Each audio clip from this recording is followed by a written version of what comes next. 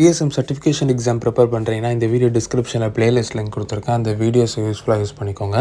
இந்த வீடியோவில் நம்ம எதை பற்றி பார்க்க போகிறோம் பார்த்தீங்கன்னா, ஸ்க்ரம் டீம் பொறுத்த வரைக்கும் ப்ராஜெக்ட் பிளான்ட்டு ஒரு விஷயமே கிடையாது அப்படி சொல்லியிருந்தோம். அப்போ எப்படி ஸ்க்ரம் டீமில் ப்ராஜெக்ட் ப்ரோக்ரஸ் எப்படி எவால்வேட் பண்ணுவாங்க அப்படின்ட்டு பார்ப்போம். இப்போ ப்ராஜெக்ட் ப்ரோக்ரஸ் எவால்வேட் பண்ணுறதுக்கு ஸ்க்ரமில் வந்து 3 ஆர்டிஃபேக்ட்ஸ் யூஸ் பண்ணுறாங்க.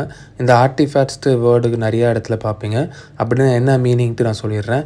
அப்படின்னா என்ன பார்த்தீங்கன்னா, ஒரு கிரியேஷன், அதாவது ஒரு document creation. Artifact word meaning வந்து கிரியேஷனு. நம்ம வந்து இங்கே வந்து ஒரு டாக்குமெண்ட் கிரியேஷன் இல்லை வந்து ஒரு பிளான் கிரியேஷன் அப்படின்ட்டு சொல்லுவோம். சரிங்களா? டோட்டலாக ஸ்க்ரமில் வந்து 3 பிளான் கிரியேஷனு. இப்போ 3 பிளான் கிரியேஷனில் 2 வந்து உங்களுக்கு டாக்குமெண்ட் டைப் கிரியேஷன், ஒரு இது வந்து டாக்குமெண்ட் டைப் கிரியேஷன் கிடையாது. அது வந்து ஒரு யூசபிள் இன்க்ரிமெண்ட் ப்ராடக்ட் அப்படி சொல்லலாம். அதுதான் உங்களுக்கு ஃபஸ்ட் ஒன் பார்க்க போகிறோம். The increment which is a body of inspectable and usable outcome. அதாவது நம்ம வந்து ஒரு ப்ராடக்ட் ஒரு ஸ்ப்ரிண்ட்டு எதுக்கு பண்ணுறோம், ஒரு ப்ராடக்ட் வந்து நம்ம ப்ராடக்ட் கோலை ரீச் பண்ணுறது தான் கரெக்டாக. அப்போ ஒரு ஸ்ப்ரிண்ட்டு நம்ம ஒரு இன்க்ரிமெண்ட் நம்ம க்ரியேட் பண்ணுறோமா, அந்த இன்க்ரிமெண்ட் என்னது, அந்த ப்ராடக்ட்டில் ஏதோ ஒரு சின்ன சின்ன ஃபியூச்சர்ஸ் க்ரியேட் பண்ணுறோம். அந்த ஃபியூச்சர்ஸ் வந்து ஸ்டேக் ஹோல்டர்ஸ் கிளைண்ட்டுக்கு நம்ம வந்து டெலிவரி பண்ணுறோம். அவங்க யூஸ் பண்ணிவிட்டு அதோட ஃபீட்பேக் சொல்கிறாங்க. அதான் யூஸபிள் அவுட்கம். அதாவது யூஸ்ஃபுல்லான பொருள், அது யூஸ் பண்ணுற மாதிரி ஒரு பொருள். அது மட்டும் இல்லாமல் அது இன்ஸ்பெக்டபிள்னால் அது யூஸ் பண்ணிவிட்டு இன்ஸ்பெக்ட் பண்ணுறாங்க அந்த ஒரு ப்ராடக்ட் இன்க்ரிமெண்ட் வந்து நல்லா இருக்கா இல்லையாட்டு. அதுக்கப்புறம் செகண்ட் ஒன்று வந்து பார்த்திங்கன்னா ப்ராடக்ட் பேக்லாக். ப்ராடக்ட் பேக்லாக் வந்து ப்ராடக்ட் கோலில் வந்து ப்ராடக்ட் பேக்லாக் வந்து ஒரு சப் கேட்டகரி சொல்லலாம். இந்த ப்ராடக்ட் பேக்லாகில் வந்தால் டோட்டல் ப்ராடக்ட்க்குண்டான எல்லா இன்க்ரிமெண்ட்ஸும் எந்த மாதிரி டோட்டலாக ப்ரீவியஸாக பிளான் பண்ணிடுவாங்க.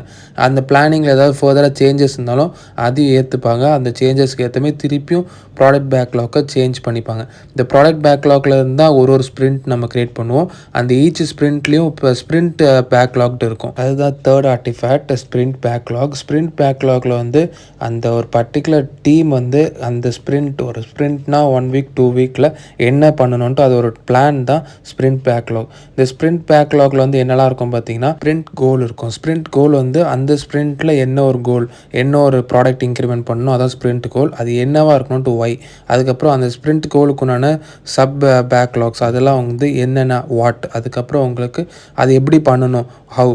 இந்த 3 ஒய், வாட், ஹவ் இது முக்கியமாக ஞாபகம் வச்சுக்கோங்க. இப்போ இந்த ஃப்ளோ சார்ட் பார்த்தா உங்களுக்கு இன்னும் அண்டர்ஸ்டாண்டிங் ஆகும். இப்போ ஒரு கொஸ்டின் பார்ப்போம். Team must produce the following artefacts. அது என்னெல்லாம் பார்த்தீங்கன்னா, product backlog, sprint backlog, increment. Answer option என்னெல்லாம் பார்த்தீங்கன்னா BDG.